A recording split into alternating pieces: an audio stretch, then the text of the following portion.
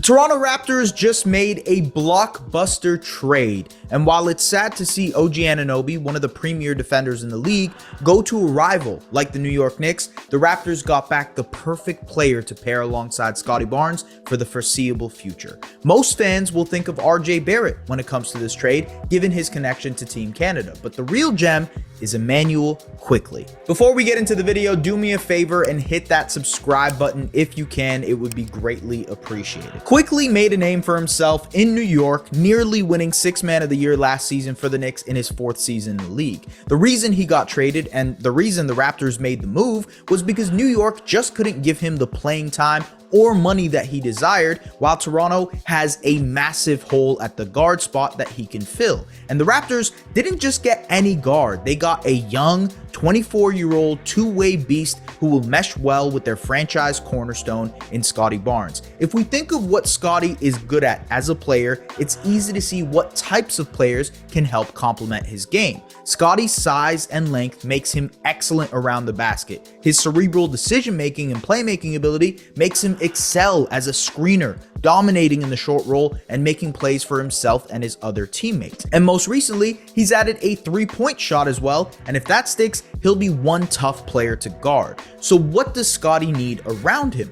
Other players who can take advantages of the advantages that Scottie creates. A guard who can create his own shot, serve as a shooting threat, and play sound defense on the perimeter. Essentially, for a lack of better terms, if Scottie plays like Nikola Jokic or Domantas Sabonis, he needs his Jamal Murray or De'Aaron Fox, and Quickley might just be that. In just 24 minutes a game this season, Quickley is averaging over 15 points off of the bench for the Knicks while shooting the lights out. If you scale up his minutes to 36, he'd be averaging 22, 4, and 4 on excellent efficiency, and as a starter for the Knicks last season in just 21 games, he averaged over 21 points a night. So it's feasible with the larger role in Toronto, he'll match or exceed that. And it starts with the shooting for Quickley. He's one of the most efficient pull-up shooters in the league this season, knocking down 40% of his pull-up threes on just over 2 attempts a game. And even if that's a current hot streak, he's been a 35% pull-up shooter for his career,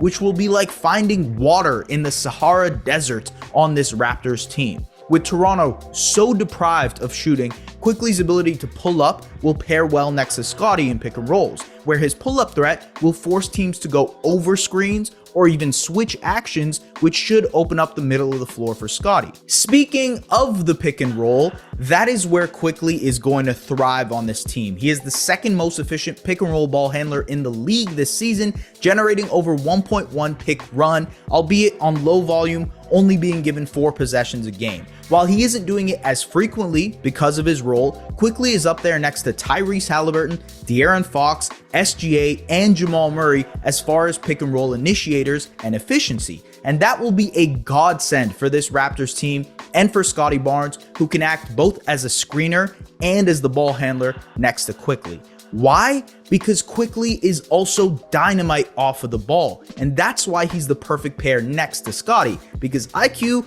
doesn't necessarily need the ball to make plays.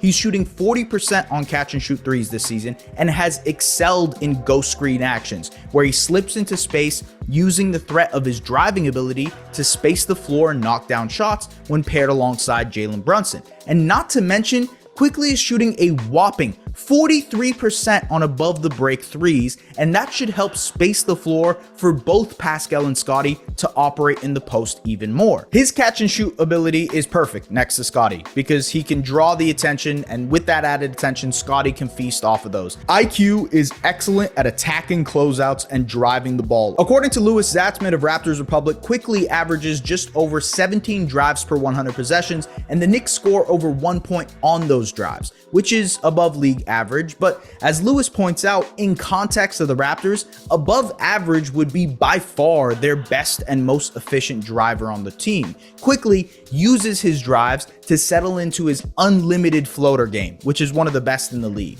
IQ uses his speed to burst into the lane and then settle from about 10 to 16 feet on teardrops, hitting on 59% of his floaters, good for the 6th best mark in the league. And while he isn't the greatest finisher at the rim, only knocking down 57% of his layups. That also pairs well alongside the Raptors stars in Pascal and Scottie, who make their living at the rim and can feast off of advantages IQ creates. Now, the main area of concern for Quickley as it pertains to how he looks as the lead guard of this team is his playmaking. He's never averaged more than 4 assists in a single season, and he isn't necessarily the best at making complex reads or bending the defense using his playmaking. Quickley is mostly a scoring guard right now that has the potential to grow in that area of his game at just 24 years old. But the good thing is, the Raptors already have a playmaker on the floor in Scottie, who is one of the best in the league at doing so. So Quickley, who is an explosive scorer, can help accentuate Scottie's strengths,